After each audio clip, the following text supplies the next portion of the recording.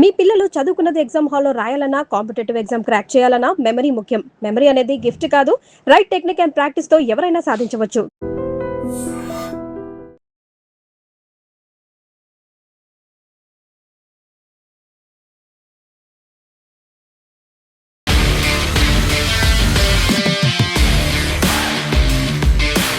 నమస్తే, welcome to iDream talking point with Kavitha. ఈసారి అమర్నాథ్ యాత్ర ఉసూరు అనిపించింది. సాధారణంగా 57 రోజుల పాటు సాగే ఈ వార్షిక యాత్ర 5 రోజులకే మంచులింగం కరిగిపోయింది. ఈ ఏడాది అమర్నాథ్ యాత్ర జూలై 3న ప్రారంభమైంది. అయితే జూలై 7 నాటికే మంచులింగం అంటే బాబా బర్ఫానీగా పిలుస్తూ ఉంటారు, ఆ మంచులింగం పూర్తిగా కరిగిపోయింది.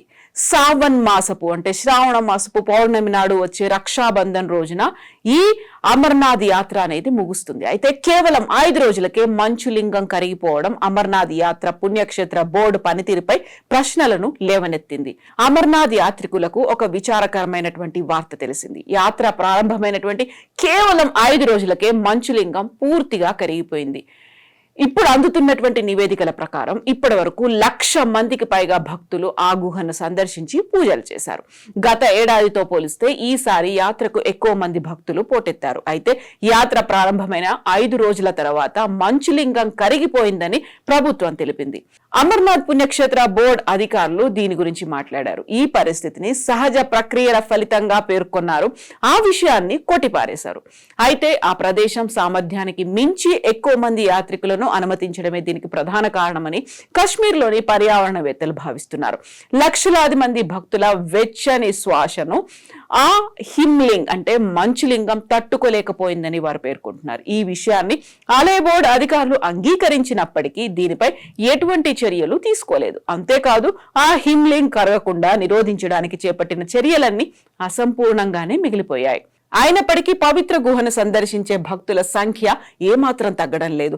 వేలాది మంది భక్తులు శివనామ స్మరణతో గుహను దర్శించుకుంటూనే ఉన్నారు. ఈసారి 5 రోజుల తర్వాత మంచులింగం కరిగిపోతే గత ఏడాది 7 రోజుల వరకు శివలింగం ఉందని అధికారులు వివరించారు.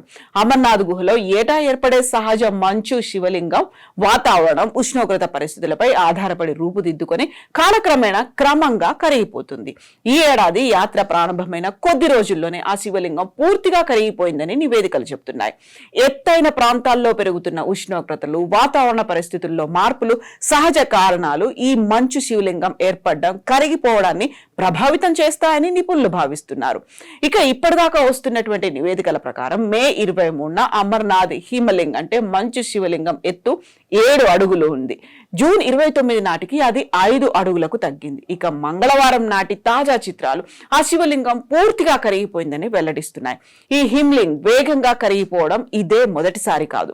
గత కొన్నేళ్లుగా ఇలాంటి పరిస్థితే కనిపిస్తోంది. నిరంతరం పెరుగుతున్నటువంటి ఉష్ణోగ్రత, గ్లోబల్ వార్మింగ్ కారణంగా ఈ ధోరణి కొనసాగుతోంది. వాతావరణ మార్పులు, భూతాపం, గుహ చుట్టూ కాలుష్యం పెరగడం, విఐపీల తాకిడి ఎక్కువ కావడం, సరిహద్దుల్లో వాతావరణం మారడం వంటి కారణాల వల్ల ఈసారి మంచులింగం కరిగిపోయిందని అధికారులు అంటున్నారు. గత ఏడాది మొదటి 4 రోజుల్లో 55,000 మంది భక్తులు దర్శించుకుంటే ఈసారి 86,000 మంది భక్తులు మొదటి 4 రోజుల్లో దర్శించుకున్నారు. ఇక నిపుణుల అభిప్రాయం ప్రకారం అమర్నాథ్ ప్రాంతం హిమనీ నదాలతో అంటే గ్లేషియర్స్ తో చుట్టుముట్టపడి ఉంటుంది. ఇక్కడికి భారీ సంఖ్యలో ప్రజలు తరలి రావడం వల్ల ఉష్ణోగ్రతలు పెరిగిపోతున్నాయని, ఆ హిమనీ నదాలు కరిగిపోతున్నాయి. 2016లో కూడా ఇలాంటి పరిస్థితే కనిపించింది. అప్పుడు యాత్ర ప్రారంభమైనటువంటి 10 రోజుల్లోనే మంచు శివలింగం కరిగిపోయింది. 2013లో కూడా ఇదే తరహా పరిస్థితి తలెత్తింది. అప్పుడు యాత్ర ముగియక ముందే ఆ హిమలింగం కరిగి అదృశ్యం కూడా అయిపోయింది. ఈ ఏడాది అమర్నాథ్ యాత్ర జూలై 3న ప్రారంభమై రక్షాబంధన్ పర్వదినం నాడైనటువంటి ఆగస్టు 28 శుక్రవారం నాడు ముగుస్తుంది. ఈ యాత్ర ప్రతి ఏటా 57 రోజుల పాటు కొనసాగుతుంది. మతపరమైన విశ్వాసాల ప్రకారం అమర్నాథ్ యాత్ర చేయడం వల్ల సమస్త పాపాలు తొలగిపోతాయని, వ్యక్తి జనన మరణ చక్రం నుండి విముక్తి పొందుతాడని నమ్ముతారు. అమర్నాథ్ యాత్ర హిందూ మతంలో అత్యంత పవిత్రమైనటువంటి తీర్థయాత్రల్లో ఒకటిగా పరిగణించబడుతోంది. మతపరమైనటువంటి విశ్వాసం ప్రకారం పరమశివుడు పార్వతీదేవికి అమరత్వ రహస్యాన్ని ఉపదేశించింది ఈ గుహలోనే. అందుకే ఈ యాత్రకు విశేషమైనటువంటి ఆధ్యాత్మిక ప్రాముఖ్యత కూడా ఉంది.